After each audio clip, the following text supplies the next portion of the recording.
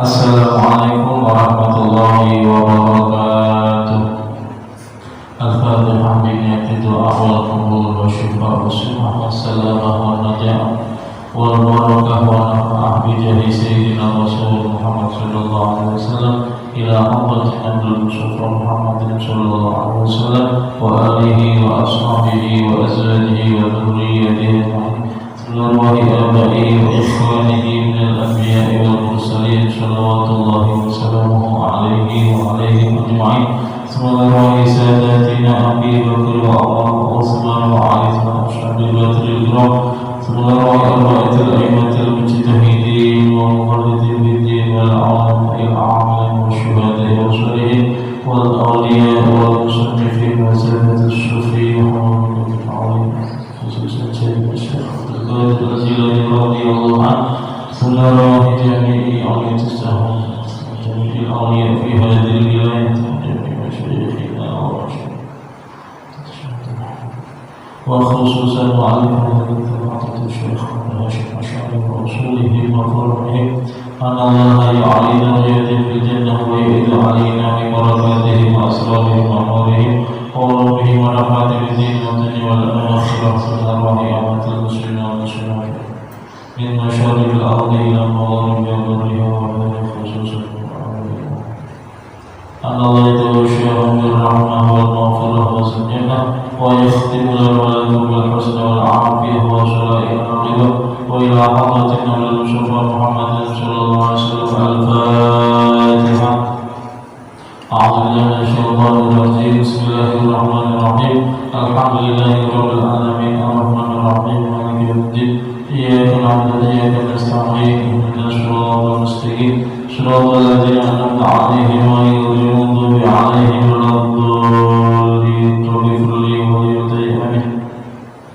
Bismillahirrahmanirrahim. Alhamdulillahi rabbil alamin wa bihi nasta'inu ala umuri dunya waddin. Wassalatu wassalamu ala asyrafil anbiya'i wal mursalin sayyidina wa maulana Muhammadin wa ala alihi wa sahbihi ajma'in. Qalu subhanaka la ilma lana illa ma 'allamtana innaka antal alimul hakim. Wa qala Nabi sallallahu alaihi wasallam innamal a'malu binniyat wa innamal likulli imrin ma nawa wa nawaitu 'ala ma nawa salafuna shalihun. Wa qala al-musannif rahimahullah ta'ala wa nafa'ana bihi wa bi ulumi fid dharain amin. Bismillahirrahmanirrahim. Hadratul tarawih ingkang kami muliakan para alim, para ulama, para asatidz, para sesepuh, bini sepuh, hadirin hadirat, Bapak Ibu jamaah masjid salam yang dimuliakan oleh Allah Subhanahu wa taala. Alhamdulillah, subhanallah, hingga detik ini, sore ini bersama-sama kita masih mendapatkan limpahan rahmat, taufik dan hidayah dari Allah Subhanahu wa taala. Monggo saran-saran kita puji syukur kepada Allah Subhanahu wa taala, kita masih diberikan bisa melaksanakan puasa yang ini sudah masuk hari ke-11, semakin meninggalkan kita.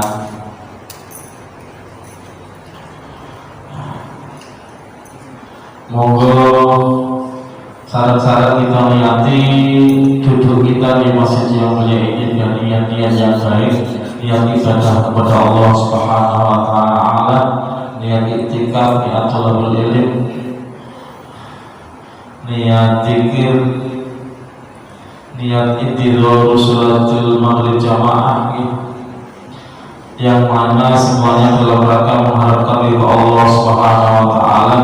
Semoga kegiatan-kegiatan yang kelihatannya sepele ini, yang kelihatannya remeh seperti ini, kelihatannya ringan seperti ini, menjadi salah satu di antara sebab-sebab kelak ketika kita menghadap Allah Subhanahu wa taala yang menjadikan kita bahagia, yang menjadikan kita beruntung, yang menjadikan kita tersenyum di sisi Allah Subhanahu wa taala, karena kita mendapatkan pahala dari apa yang kita amalkan, semuanya ikhlas karena Allah Subhanahu wa taala, khususnya di bulan suci Ramadan ini. Salawat serta salam tak lupa kita haturkan kepada baginda Rasulullah Muhammad sallallahu alaihi wasallam dengan mengucapkan Allahumma shalli ala sayyidina Muhammadin wa ala alihi wa sahbihi ajma'in, dengan mengharapkan semoga kita semuanya, keluarga dan orang-orang yang kita cintai dalam mendapatkan syafaat baginda Rasulullah Muhammad sallallahu alaihi wasallam dan berkumpul di dalam surga Allah Subhanahu wa taala. Amin Allahumma amin. Para hadirin hadirat Bapak Ibu ingkang mulia, terus dunia ini adalah tempat kita beramal, tempat kita menanam. Dunia mazra'atul akhirat. Dunia ini adalah tempat menanam untuk akhirat kita. Man yazra' yahsad. Barang siapa yang menanam, dia akan menuai, akan memanen atas apa yang ditanam.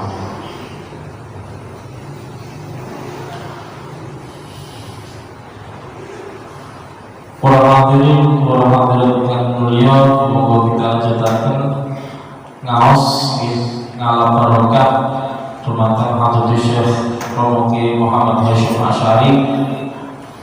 Kita ngawas ini dalam rangka mengambil nasihat. Terus seakan-akan kita mencari nasihat, mengambil nasihat dari apa yang dikarang dan ditulis oleh beliau Hadratus Syekh Haji Muhammad Hasyim Asy'ari dalam kitab Adabul Alim wal Ta'allum.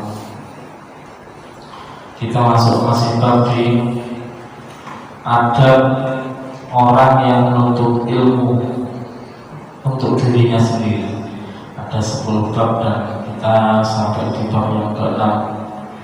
Bismillahirrahmanirrahim. Wasadisu utawi adab kang kaping 6. Ayu qalila iku yentoni diaken sapa talibul ilm, orang yang mencari ilmu ala ikmanan wa syurbalan mungkin. Hendaknya orang yang mencari ilmu itu menyedikitkan makan dan minum.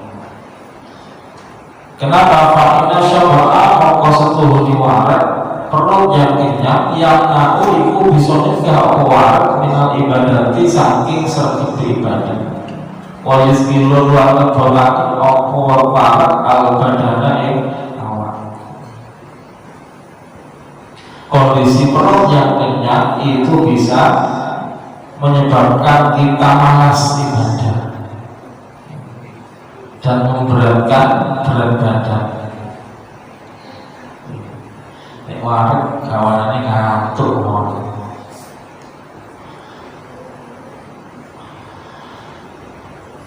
Tapi masih kosong itu gitu, kadang lemes gitu. Tapi ibadah, haus dan lapar kita di bulan puasa ini adalah bentuk kesabaran kita dalam melaksanakan ibadah puasa, mengharapkan ridha Allah Subhanahu wa ta'ala. Jadi orang yang mencari ilmu itu hendaknya tirakat tidak banyak makan dan minum. Jadi yang sering kita dengar mungkin dalam nasihat orang mencari ilmu itu, mangano nek luwe, turuan nek ngantuk. Jadi nek turu ngantuk, yang turu. Jadi nek dereng luwe, belum lapar, perutnya nggih mboten mampu.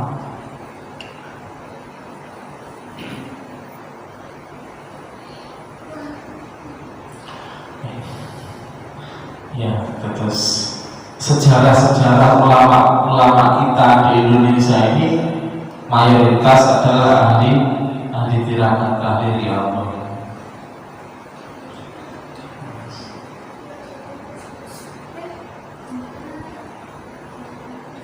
Wa in faraidhi qillatil aqli lan iku setengah saking pira-pira faedahe diaken mangan. Di antara beberapa faedah makan yang sedikit, sihatul badani iku utawi marasi awak. badan menjadi sehat, termasuk berpuasa. Tadi Nabi Daud sumu tasihu, berpuasalah kalian maka kalian akan menjadi sehat.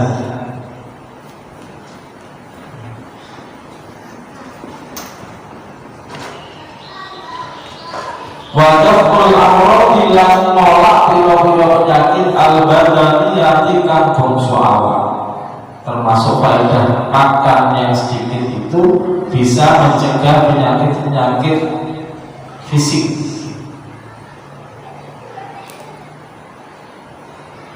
Ya, kemarin sempat ramai banyak anak-anak yang punya penyakit kronis di Jakarta karena terlalu sering makan makanan yang siap saji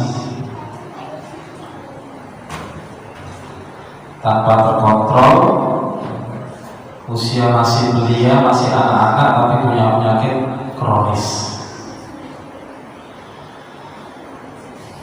Itu diantara contoh-contoh ketika manusia terlalu banyak mengkonsumsi makanan. Jadi bisa mengakibatkan dampak-dampak negatif pada fisik tubuh. Nah, Imam Ghazali dan kitab Ihya itu menjelaskan sebagaimana fisik kita ini sebenarnya membutuhkan makanan, asupan gizi. Kita makan tetap harus makan. Kata Al-Quran, Allah berfirman, kulu washrabu, makanlah kalian dan minumlah kalian, wala tusrifu, tapi jangan berlebihan.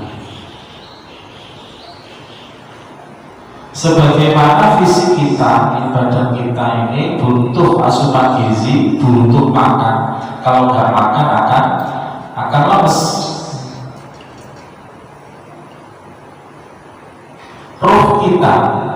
Roh kita ini juga butuh makanan.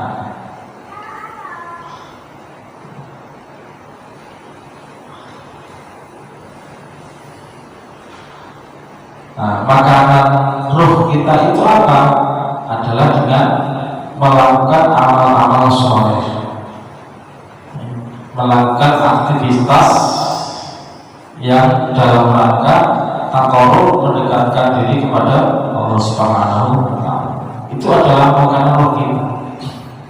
Jadi semakin orang jarang memberi makanan rohaniahnya, sholat sering ditinggalkan, tidak pernah ngaji Al-Quran, jarang beristighfar, mengikuti hawa nafsunya dengan kemaksiatan, maka akan semakin lama roh ini, sehingga dia akan mudah untuk mendapatkan cobaan-cobaan, bisikan-bisikan dari syaitan. Nah, sebaliknya ketika seseorang ini senantiasa istiqomah memberikan asupan gizi kepada ruhnya,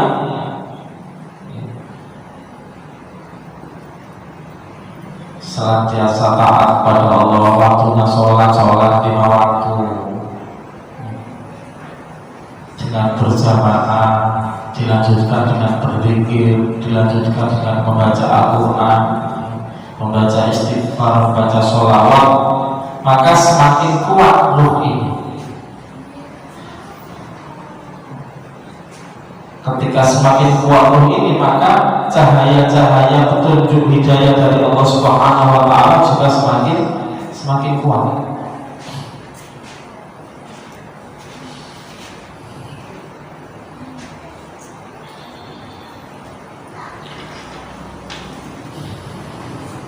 Ketika cahaya hidayah Allah itu semakin kuat, seperti HP,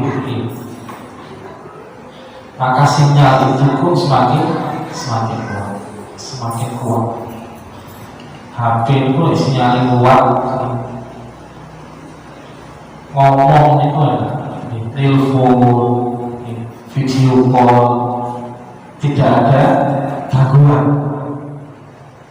Kalau masih nyendar-nyendar betul waktu. Artinya apa? Dia akan semakin menjadi merasa senang, merasa bahagia, merasa menikmati ketika bertakarrub ibadah kepada Allah Subhanahu wa Ta'ala. Karena faedah atau dampak dari seringnya dia memberikan asupan gizi makanan kepada ruhaniyahnya dengan ibadah-ibadah ketaatan kepada Allah Subhanahu wa Ta'ala dan juga menjauhi kemaksiatan.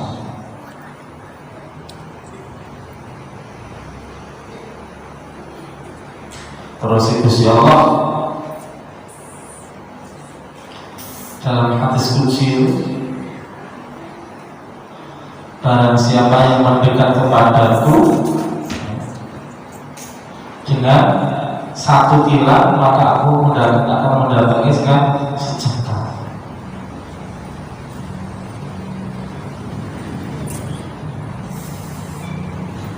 Jika dia datang kepadaku, mendekat kepadaku dengan berjalan, kata Allah dalam hadis qudsi, maka aku akan mendatanginya dengan berlari. Jadi semakin intens ya seorang hamba itu mendekat kepada Allah Subhanahu wa Ta'ala, rahmat Allah semakin cepat turun kepadanya.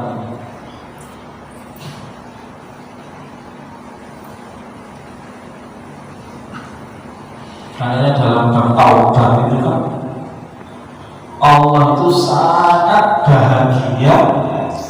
Wallahu afrahu bi taubati abdi, kata Allah. Sungguh Allah sangat bahagia ketika ada seorang hamba yang bertaubat atas dosa yang dilakukan.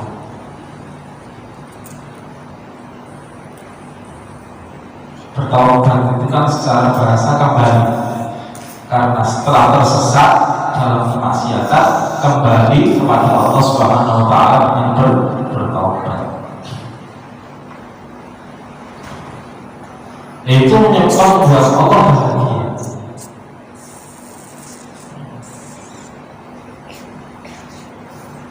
Nah, ketika seorang hamba berzikir, melakukan ketaatan, ikhlas, benar-benar mengharapkan ridha Allah Subhanahu wa Ta'ala, Allah juga bahagia, senang. Itu tadi digambarkan dalam hadis qudsi. Jika seorang hambaku datang dengan satu kilat, aku akan datangkan sejahtera. Jika dia datang kepadaku dengan berjalan, aku akan datang kepadanya dengan berlari, sampai aku menjadi sangat mencintai. Ketika aku sudah mencintainya, kata Allah, kuntu sam'ahu alladhi yasma'u bihi wa basaruhu alladhi yabshiru bihi. Aku akan menjadi pendengaran yang dia gunakan untuk mendengar. Aku akan menjadi penglihatan yang digunakan untuk melihat. Aku akan menjadi kaki yang dia gunakan untuk berjalan. Makanya ada mukjizat, ada karomah para wali.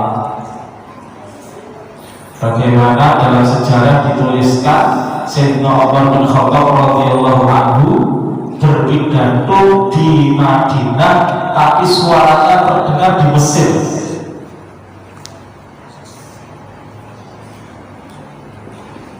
Zaman dahulu kan belum ada HP, WA, telepon rumah dan hotel. Terus dalam khutbahnya Sayyidina Umar mengomandu tentara-tentara Muslim yang melakukan peperangan di Mesir. Itu gambaran orang yang sudah dicintai oleh Allah Subhanahu wa Ta'ala.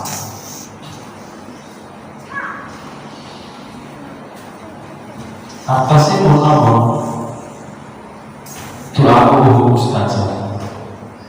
Doanya orang yang sudah dengan Allah itu cepat dikabulkan oleh Allah Subhanahu wa Ta'ala. Karena sinyal yang kuat itu.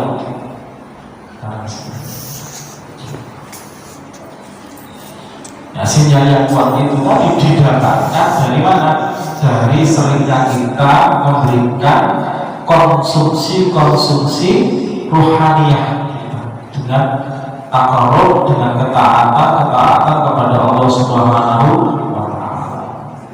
Makanya kita wajib bersyukur. Hari ini kita berpuasa ibadah kepada Allah Subhanahu wa Ta'ala. Hari ini kita duduk sore-sore seperti ini di masjid iktikaf kepada Allah Subhanahu wa Ta'ala. Hari ini kita tolak beliau dalam rangka mengharapkan ridha Allah Subhanahu wa Ta'ala.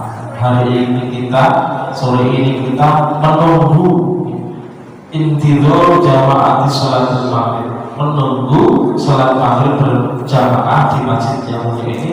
Semuanya itu dalam rangka mengharapkan ridha Allah Subhanahu wa Ta'ala. Sudah berapa banyak satu waktu kita lakukan seperti ini, tapi rincian amalan-amalan yang kita lakukan, niat-niat yang kita lakukan sebanyak itu.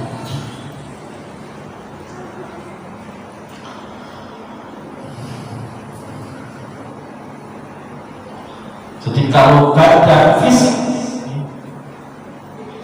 itu yang baik adalah jangan terlalu banyak diberi makan, secukupnya saja. Kulu washrabu wa lam tusrifu. Tapi kalau ruhaniyah kita, hati kita, keimanan kita ini lebih baik, lebih banyak, lebih baik. Semakin kita lebih banyak mendekatkan diri kepada Allah, maka semakin baik untuk rohaniyah kita, untuk hati kita.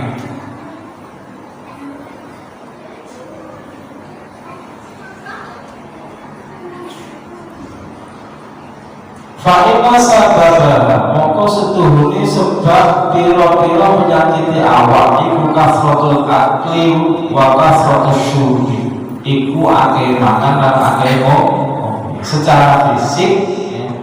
Penyebab penyakit yang ada di badan kita ini adalah disebabkan oleh terlalu banyaknya makanan dan minuman yang kita konsumsi. Paling sehat tidak mungkin di rumah. Karena koyok keterangan hilang kami sedang usahakan omongan sebagaimana syair yang pernah disampaikan oleh seorang ulama. Fa'inna da'a kasratu ma'tarahu yakunu minat ta'ami awisyarab. Fa'inna da'a maqastuh di penyakit kasratu ma'iku utawi luhi akhir-akhir penyakit taruh ningali sopo siruhu di penyakit yakunu ono apa penyakit minat ta'ami iku saking panganan awisyarab utawa saking obat. Maka sesungguhnya kebanyakan penyakit yang kau lihat yang terjadi pada manusia itu disebabkan karena makanan dan minuman.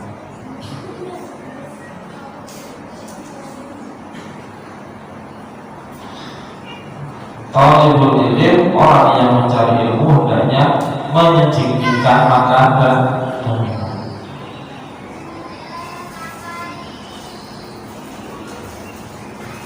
Nah, kalau ilmu itu siapa? Kalau kita merujuk kepada hadis Kanjeng Nabi, ya kita semuanya itu ilmu. Terus Kanjeng Nabi dalam hadis itu utlubul ilma minal mahdi ilal lahdi. Carilah ilmu mulai sejak dari buaya, ketika kita masih ditimang-timang di gendong ilalati sampai ke liang.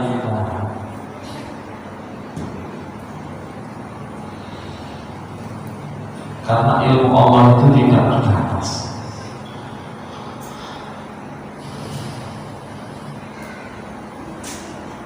Itu ayat yang dibaca Ustaz Azam waktu malam Jumat Isya itu. Kullau kana al-bahru bidadan li kalimati rabbi lana bidal bahru qabla an tanfad kalimati rabbi wa ji'na bi mithlihi madada. Katakan wahai Muhammad, Laukan al-bahru bidadari kalimati rabbi, kalau seandainya seluruh lautan, air yang ada di lautan di muka bumi itu dijadikan tinta untuk mencatat kalimat-kalimat Allah, ilmu Gusti Allah, lama bidal bahru, maka niscaya air seluruh lautan di dunia ini akan habis. Qabla an tanfada kalimatu rabbi, sebelum kalimat-kalimat atau ilmu-ilmu Allah itu semua sudah terlihat. Walau jibna bimithlihi madadan, bahkan kata Allah, seandainya didatangkan lagi lautan yang sama, satu lautan lagi yang sama seperti di dunia ini, airnya sama, dibuat tinta lagi untuk mencatat ilmu Gusti Allah, ilmu Allah tidak akan habis. Padahal secara ilmu ya, dunia ini mayoritas adalah laut. Kalau dibanding itu daratan dengan lautan, daratan ini hanya sepertiga, mayoritas adalah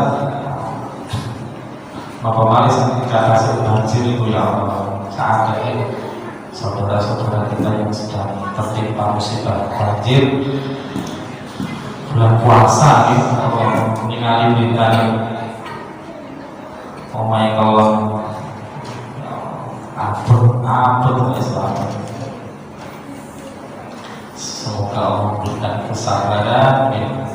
Sing penting musibah diparingi sabar, diparingi jalan keluar terbaik dari Allah Subhanahu wa Ta'ala. Itu gambaran ilmunya Gusti Allah menyampaikan seperti itu. Seandainya air seluruh lautan di dunia ini dijadikan tinta untuk mencatat kalimat-kalimat atau ilmu-ilmunya Allah, lama fidal bahr, niscaya air lautan itu habis. Qabla antam pada kalimat Rabbi, sebelum semua ilmu Allah dicatat, belum habis. Walau jibna bimithlihi madadan, bahkan seandainya didatangkan lagi air sebanyak lautan di dunia ini 2 kali, tetap tidak. Dalam ayat lain Allah mengatakan wa ma'utituna ilmi illa qalil, dan tidak diberi kalian dari ilmu Allah kecuali illa qalil, sangat sedikit.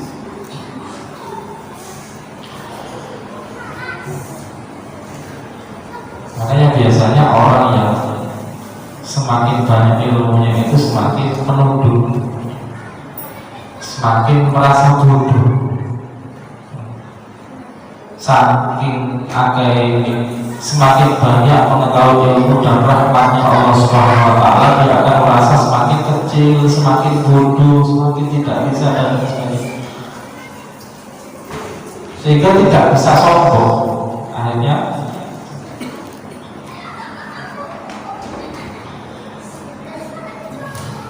mengetahui keterbatasan dan kelemahan yang diketahui setelah semakin banyak ilmu yang diketahui. Semakin banyak ilmunya, semakin menurun.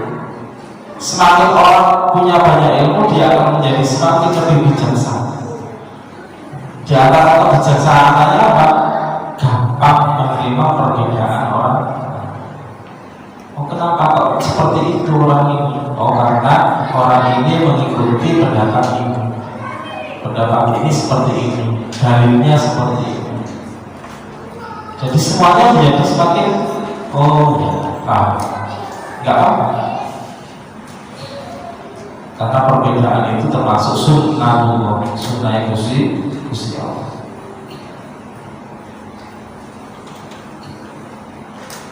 Termasuk faedah menyedikitkan makan.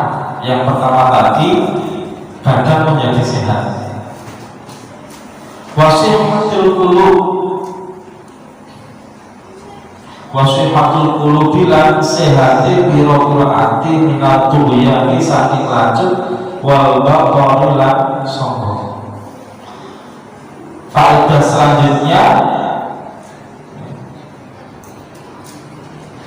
dari makan yang sedikit adalah hati menjadi sehat. Jadi hati yang sehat itu seperti apa? Hati yang tidak punya perasaan sombong dan racun, ingin maksiat, ingin durhaka. Makanya di antara faedah puasa ini adalah untuk melemahkan nafsu kita. Ketika nafsu kita menjadi lemah, keinginan hawa nafsu itu pun ikut menjadi lemah. Ketika kita merasa lemah, kita pun secara sadar diri mengakui kelemahan kita. Untuk melakukan dosa itu menjadi takut, mikir, ya Allah, awal lemah koyo ngene, apa sih koyo ngene kok kate lakoni ngono. Menimani pangeran kaya apa?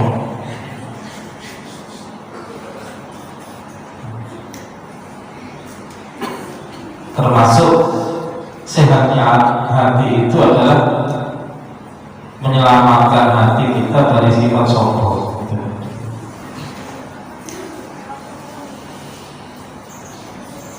Sak sugi-sugi wong, sekaya-kayanya orang, sekuat-kuatnya orang, kalau sudah berpuasa lemes.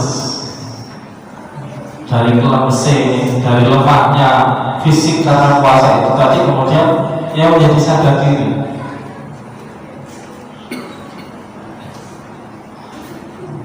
Akhirnya kita berpikir bagaimana kalau kita esok mati.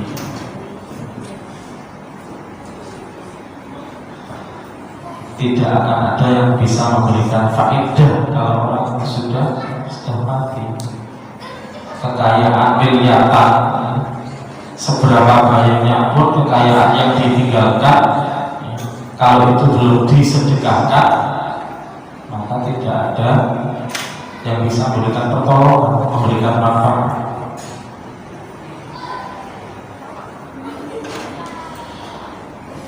Kalau sudah meninggal ya sudah tidak bisa beramal.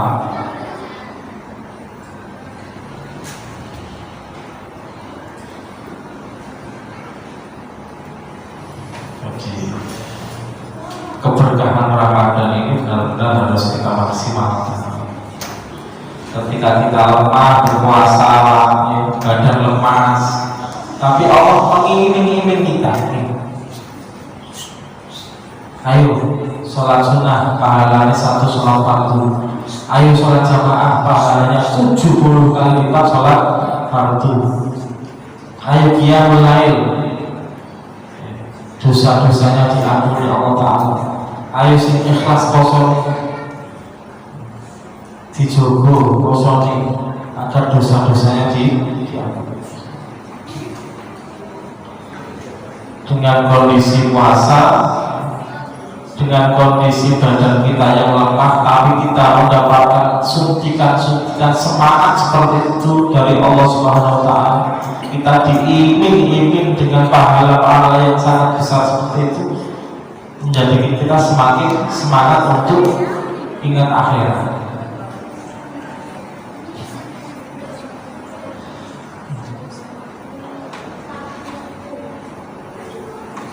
Sehingga dengan puasa ini semoga benar-benar kita dijadikan oleh Allah Subhanahu wa Ta'ala dari golongan minal muttaqin, dari golongan orang-orang yang bertakwa.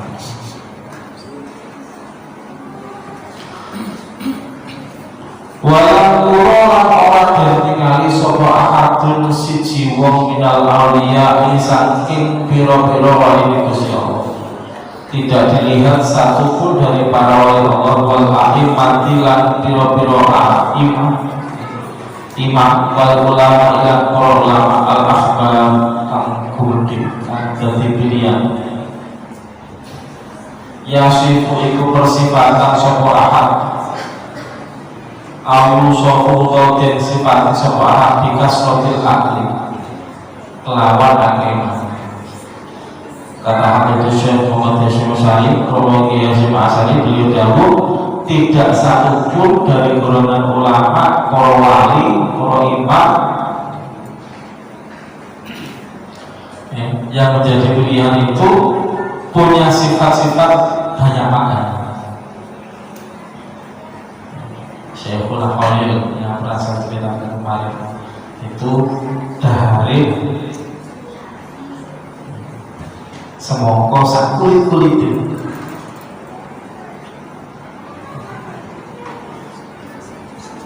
Yang Hamid itu sampai wafat itu istiqomah puasa. Sahuri dengan satu telur dan gak ada yang tahu, tidak ada yang tahu. Artinya Bunyai Karuni Ki Hamid itu pun tidak tahu kalau Ki Hamid puasa. Karena apa? Setiap ada tamu di antara amalnya Hamid itu selalu disuguhi makan, meskipun Ki Hamid tidak makan. Karena puasa. Pernah ada seorang tamu ngetes. Jadi tamu ini termasuk orang yang tidak percaya adanya wali, tidak percaya adanya orang wali Allah yang sombong. Jadi orang ini termasuk orang yang tidak percaya adanya wali. Nek pancene Hamid wali kata wali, berangkat dari rumah. Aku tak nang pondok Hamid. Tak niati teko jalur mangan.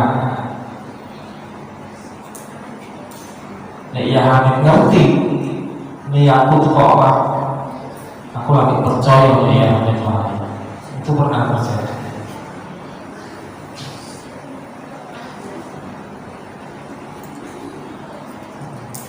Orang ini datang ikut sholat jamaah di pondoknya Ki Hamid.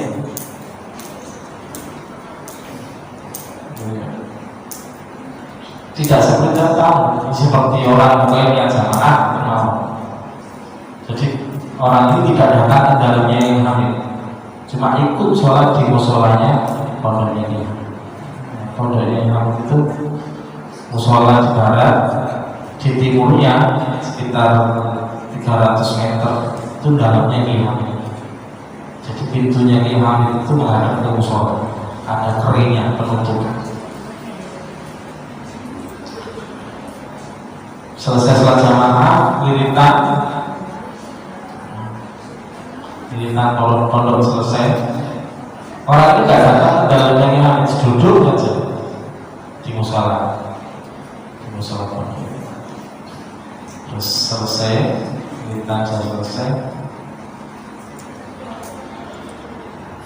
ada yang ngawi, ini Hamid ngawi dari dalam. Ya, Pak, dipanggil orang di mana? Pak, monggo Pak, pinara beliau. Dipersilakan, dipanggil untuk duduk di dalamnya.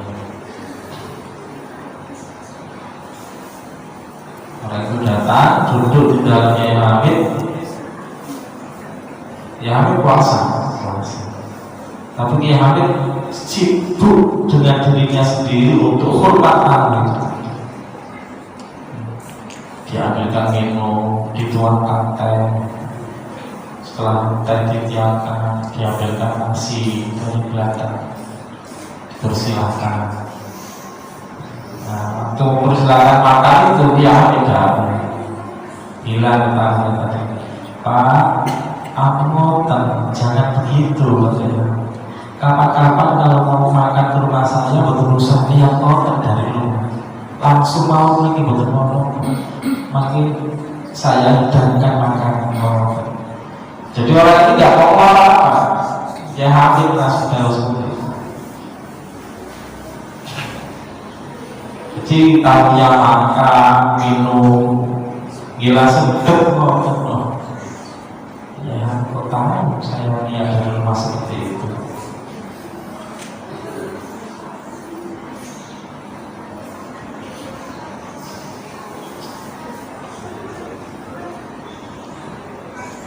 Tapi dalam riwayat cerita Imam Syafi'i ketika bertamu bermalam di rumahnya muridnya Imam Malik. Terus Imam Malik itu muridnya Imam Syafi'i. Jadi pada Hidul Arba'ah, Pak Imam Madhab itu Imam Hanafi.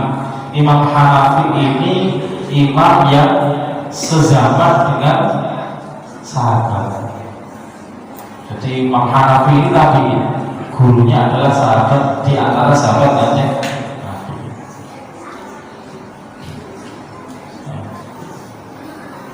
Terus Imam Malik, muridnya Imam Syafi'i itu Imam Ahmad bin Hanbal.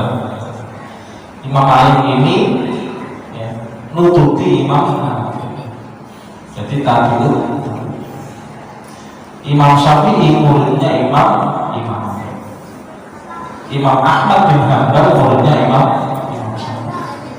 Jadi rantai keilmuan ini mutasil sambung sampai kepada Rasulullah. Makanya dalam pendapat ulama seluruh dunia, jumhur ulama itu mengakui keswahihan kebenaran Imam Madhabul Arba'ah karena ilmunya sambung sampai kepada Rasulullah. Dalam sebuah riwayat cerita ketika Imam Syafi'i bermalam bertamu ke rumahnya Imam Ahmad bin Hanbal radhiyallahu anhu. Masyhur itu.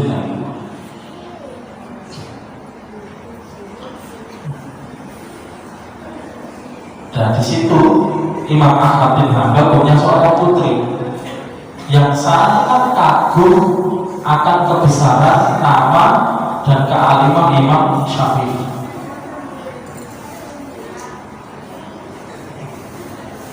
Jadi putrinya Imam Ahmad bin Hanbal ini penasaran seperti apa Imam Syafi'i itu menghabiskan waktu malamnya karena sedang nginap di rumahnya Imam Ahmad bin Hanbal, ayah putri tersebut.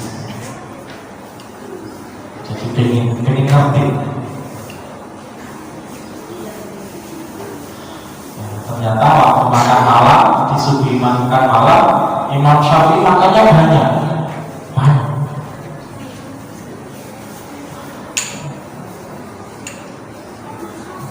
Setelah makan malam selesai, setelah sisa selesai tidur.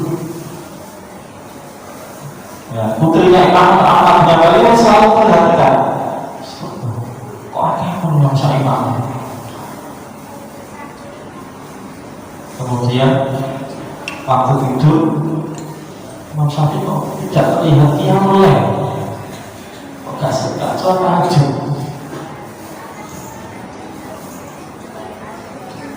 Sampai kemudian datang waktu subuh pagi, ketika Imam Syafi'i mau berpamitan,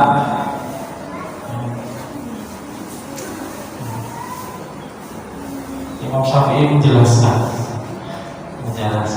kepada putrinya Imam Ahmad bin Hanbal yang ada apa ya, hatinya kok ada yang mengganjal, kok seperti ini.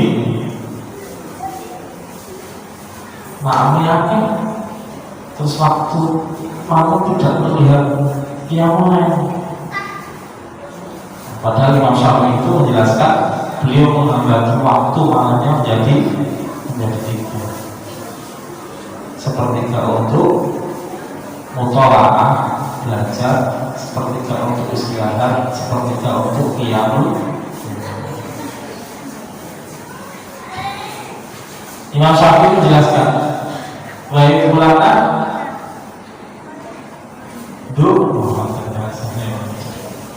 ketahuilah bahwasanya makanan yang paling nikmat dan makanan itu akan menjadi obat untuk tubuh yang memakannya adalah makanan yang halal.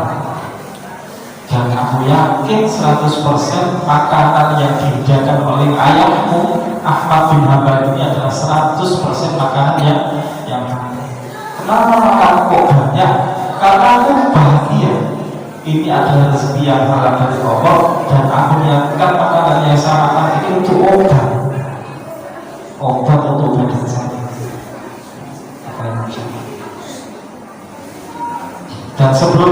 tidur tadi malam, aku telah menyelesaikan sekian ratus masalah fikih yang aku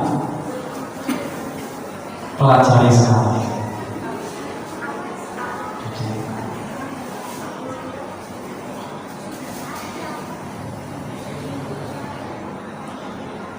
Ulama kita seperti itu yang menjadikan kita semakin yakin dalam beribadah kepada Allah Subhanahu wa Ta'ala. Dan memang dalam makan dan minum kita ya, diajarkan untuk selalu mengikutkan niat. Ya Allah, aku niat makan ini untuk agar kuat dalam beribadah kepada Allah. Aku niat minum ini ya Allah agar kuat nanti ibadah. Mungkin itu yang dapat kami sampaikan. Kurang lebihnya kami mohon maaf yang sebesar-besarnya. Semoga setiap amal ibadah kita di bulan Ramadan ini diterima oleh Allah Subhanahu wa Ta'ala dan menjadi bekal kelak kita kepada Allah Subhanahu wa Ta'ala yang menjadikan kita selamat, menjadikan kita bahagia, menjadikan golongan orang-orang yang beruntung di sisi Allah Subhanahu wa Ta'ala. Allah Subhanahu wa Ta'ala. Amin. Allahumma amin. A'udzu billahi Bismillahirrahmanirrahim. Alhamdulillahirabbil alamin. Allahumma shalli ala sayyidina Muhammad wa ala ali sayyidina Muhammad.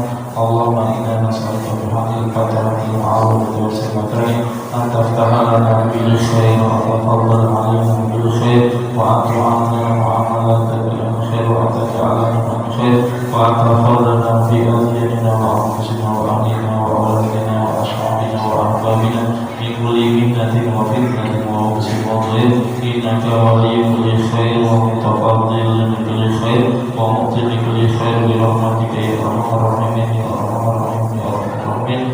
Sallallahu alaihi wasallam Muhammadin wa ala alihi wasallam. Alhamdulillahirabbil alamin. Surah Al-Fatihah.